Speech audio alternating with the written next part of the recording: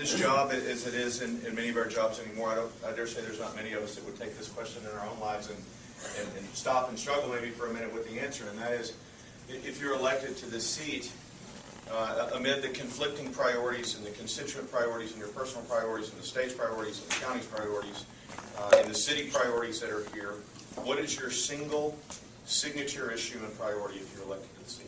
My single priority is to represent my district. And underneath that would be, economic development. I think it's the priority for our city to make sure that we have a good climate for businesses to do business and make sure we have jobs available.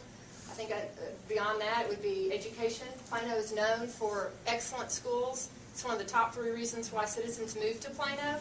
And I will always support public education, our teachers, our PTAs, and our parents. And the other thing is to just keep the government out of my pocketbook and out of my house. Those are my 3 priorities. Mr. Taylor? Sure. My singular goal is to give Plano a conservative voice in the Texas House. That's why I'm running. Unfortunately, we think of Texas as a conservative state. We have 150 state reps, 76, 77, something like that, are Republicans. We have a few Democrats switch over, thankfully. But unfortunately, of those, we have a Republican majority in the Texas House, but we don't have a conservative majority. There are only about 35 who are really, truly, deeply convicted conservatives.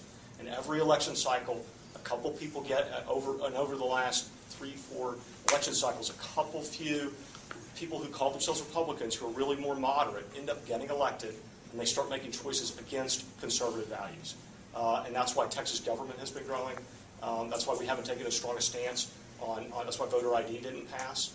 That's why we didn't have conservative successes. I will fight for conservative values and conservative principles. And to me, that means lower taxes, less government, traditional family values. I'm honored to receive every major conservative endorsement in this race because I am a conservative, running as a conservative, to give us a conservative voice in the Texas House of Representatives. That is my singular goal.